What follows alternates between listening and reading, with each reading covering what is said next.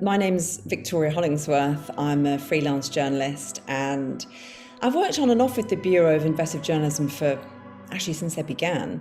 And James Ball, the global editor there, gave me a call and asked me to have a little look around any sort of investigations to do with tobacco industry. And so I just sort of started digging around. It started as like an initial bit of, here's a couple of weeks' work. Can you just have a look into, what do you think would be worth investigating around the tobacco industry? So it was just a couple of weeks initial scoping exercise. So that's what I was called in to do.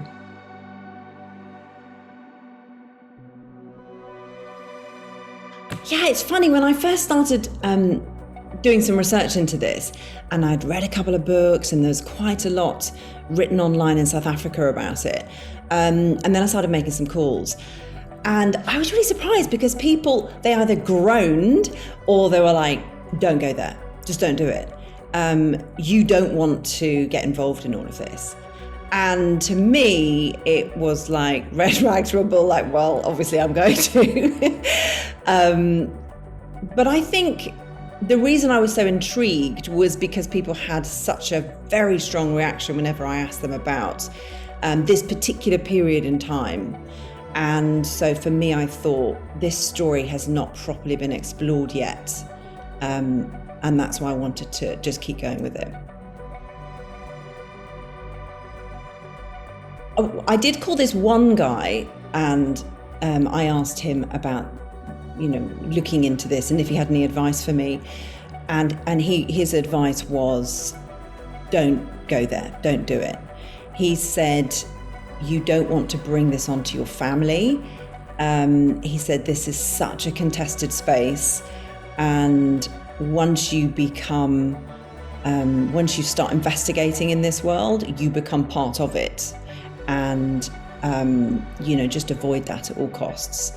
And, I have to say, as much as I was excited about the things that he was saying, because, it meant there was something to look at, I did have to think about, do I want to risk exposing myself or my family to any danger? I had to sort of weigh up the risk of taking on this story. But I think that because this story is based in South Africa, it's a country which does have an awful lot of violence and tragically a hell of a lot of unsolved murders and political murders and journalists getting themselves, into all sorts of trouble. And I felt that looking at this through our lens from the UK, and also with the Bureau of Investigative Journalism, I knew that they had my back, and I knew that we wouldn't do anything that would cause us particular danger or risk. Like, we were going to take this really seriously. So I wasn't on my own. There's a huge team of us that were all working on this together. So as much as I had to take a moment to reflect and listen to the warnings that I was being given, but these were by people that were actually involved in the industry in South Africa. I thought, okay, so I'm in the UK, I'm working with the Bureau, I'm working with this incredible team. I think that we can take this on, and we can, we've weighed up those risks, and that's why we decided to do it.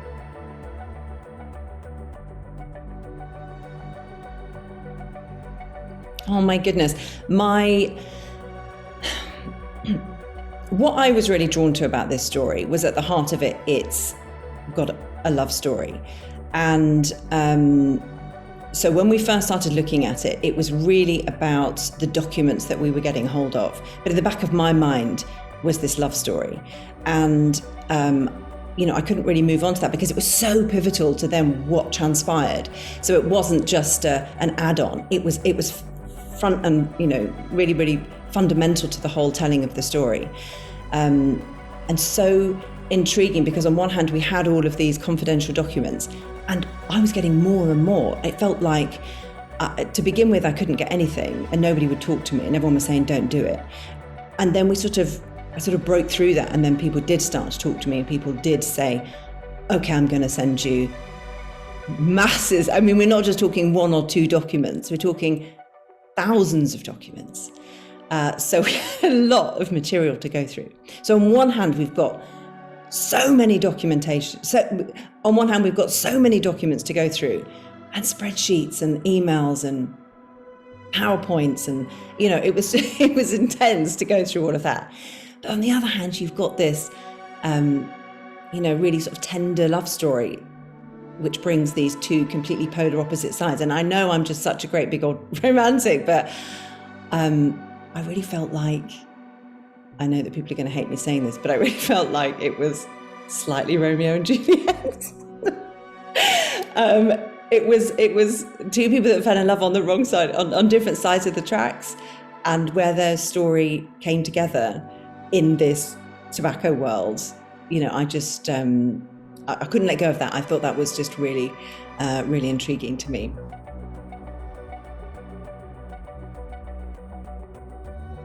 First of all, I was just going to say that when I started looking at this, after a while, I began to understand why people said don't go there, because of the reason that you're so there's no clear narrative. This is because so much of this has been well documented in South Africa.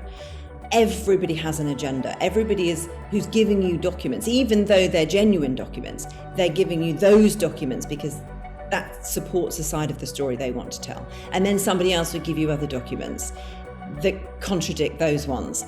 So it became really, really difficult to try and find the truth in amongst all of these documents. So the process itself became incredibly complicated for us to find the truth in all of this. So it's like the masses of documents just almost made it worse. The more people gave us, the more complicated it became and difficult to sort of cipher through.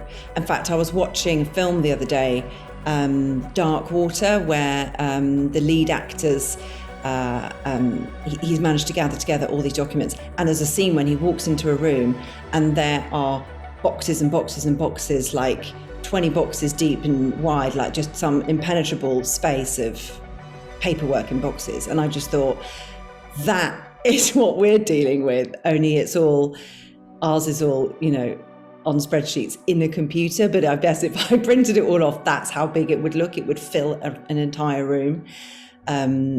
So it was quite overwhelming, actually. That the document side of things became quite overwhelming.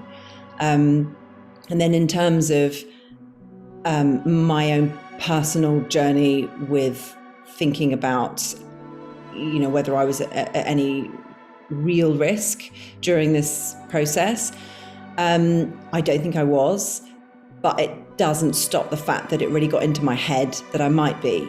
And that's what gave me sleepless nights. And, we're quite a lot further on in the process now, but there was a period of time when a few kind of strange things began to happen. I got sent anonymous emails that were really carefully detailed out the kind of things that we were investigating and the people that I was speaking to. And that worried me. Somebody else on the team had something strange happen at their house. And all of these things seemed to happen at a time when my whole family were away and I was staying in the house on my own. And, I just became deeply paranoid. I remember coming back one night, I'd been at a friend's house and just walking up to my front door in the pitch black, thinking, what if they've broken into my house? What if they've stolen my laptop? What if I can't find my hard drives? What if they tried to break in the night? Like, it was really getting into my head. Which now is nuts, but that's what happens. And if I was in a different situation, if I was living in South Africa, maybe I would have a right to be concerned. But I feel, in hindsight, that was unwarranted. But it did get to me for a while, yeah.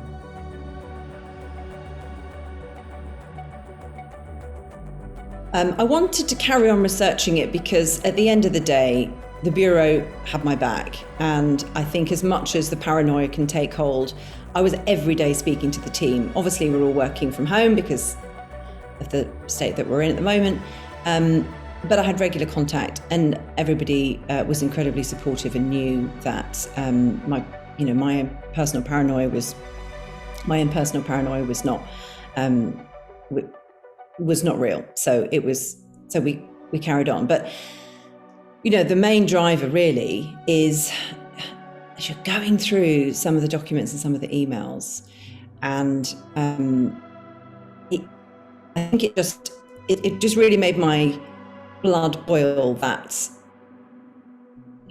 companies could exploit a country like South Africa, like at this period in time when they have got so much going for them.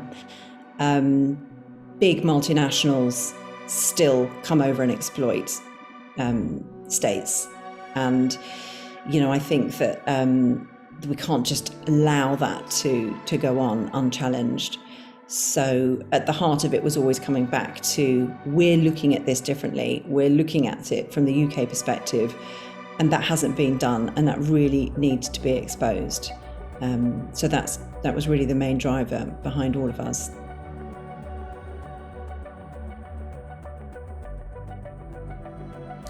I think as a journalist, you're always driven by trying to expose corrupt practices, trying to, be the David to the Goliath, try to, shine a light where people don't want you to look.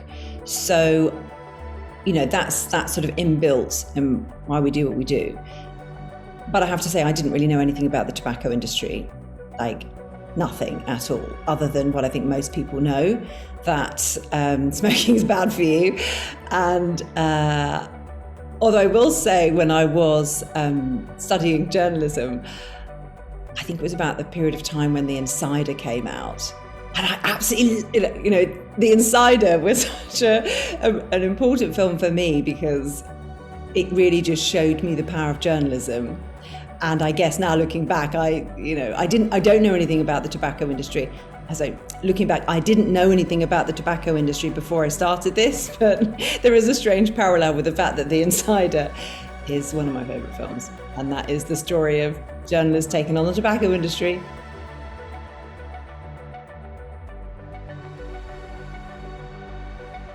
I think that people should really listen to this podcast because of what's at the heart of it, which is the story of big multinational exploiting a volatile situation in South Africa, and thinking they could get away with it.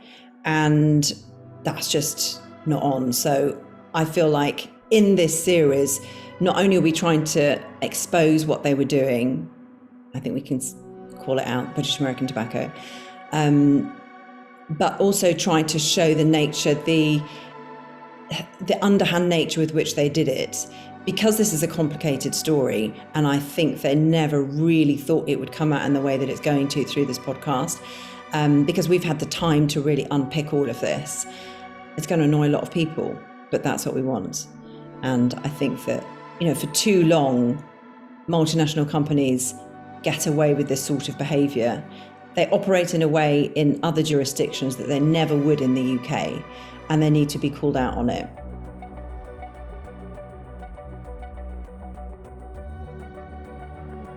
So throughout this process, I've had such a conflicting view, and my mind is constantly changing about how I view our main character, Belinda Walter. I say character, she's a real living person, let's not forget. And I don't know whether it's because, I'm a woman too, we're probably a similar age. I just can really imagine that if I found myself in her shoes, like, how would I behave? And I just don't think it's very easy to make anything black and white, because absolutely nothing is black and white in this story. Nothing is clear or obvious. But I'm always trying to think about what her motivations were to do the things that she did. And I just find that I have a lot more sympathy one day, and the next utter shock and horror at the things that she did. And then the next day I find myself being much more understanding. I just wish I could speak to her. I feel really frustrated that she's so hard to get hold of. It's such a shame, because I want to speak to her, like really, really would love to have talked to her. But who knows? She's got my number.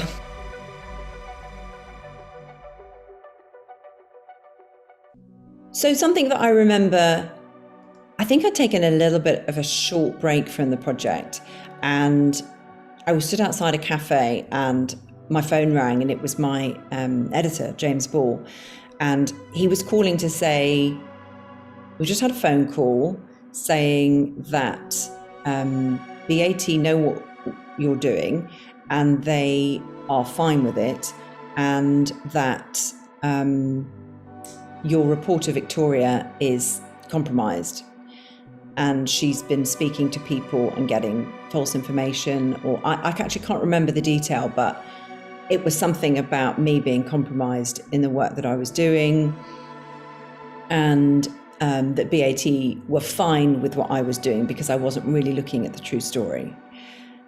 And I remember just like my heart just jumping up in my throat and being like, what?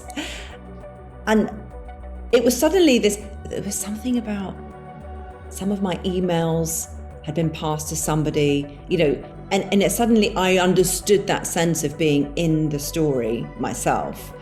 And that made me feel really alarmed. Thankfully, James is like, look, don't worry. We trust you. We know what you're doing. And this is okay, but we need to talk to you about this. So I felt really exposed in myself and very vulnerable in that moment, like, oh my God, who's passing my emails around? Who's been talking about me? And then I understood that sense of being part of the story in that way. So that was something that I remember because it was such a heart-stopping moment for me.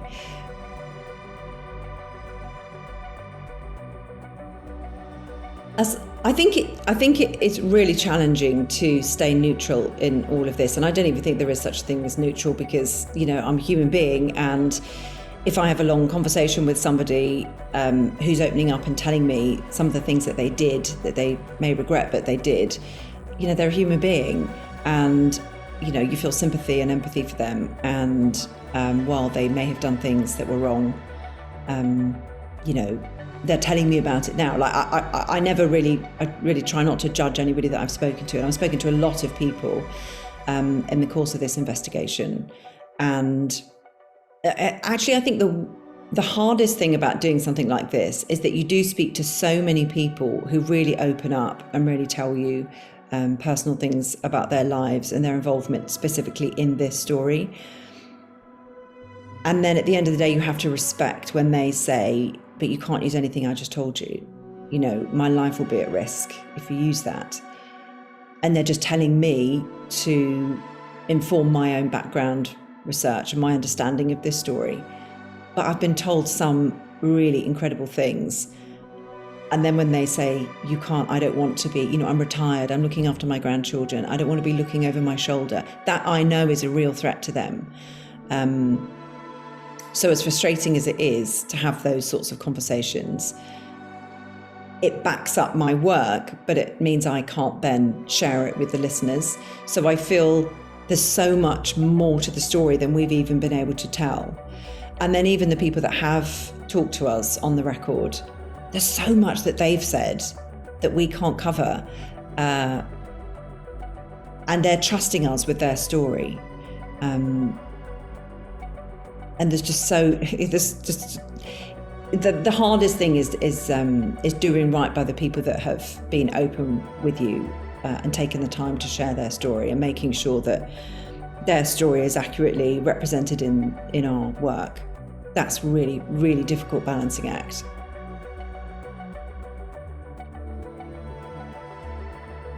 I think my greatest problem is I care too much. You can all, as I said before, there's no such thing as good and bad. People are not fundamentally evil, or the other way around. So it's the nuance that interests me in people, and we all have our frailties, and that's the interest. So if I have a hour-long, 2-hour, 3, 4, 5-hour conversation with people, which I have in the course of this, you care about all of them. And yeah, it does make doing this investigation difficult, because at the end of the day, you have to keep that in your mind, but at the same time, go back to the documents, go back to what we're looking at, and be really forensic with the story that we're telling. And that's what really helps by having a larger team, because everybody brings something to the table. We had daily meetings. Every day we would discuss where we were at with things, how we were thinking about things. And because we had so many documents that were all piled into a database, incredible database that we had access to, we would all come out, we would all be bringing different things out of the documents. And then we would all come together with the documents and say, well, have you seen this? And did you know this? I found this email that said this meeting happened on that day. Oh, that really, and we started to match up the payments and the meetings and linking it back to the UK. And it just might be a line, it might be a word, but it means so much to us. There's a link to the UK. They knew about that. We're like piecing this together forensically in a way that was really exciting. Our meetings were actually, working with such an incredible team of journalists. Every day was pretty exciting, I have to say.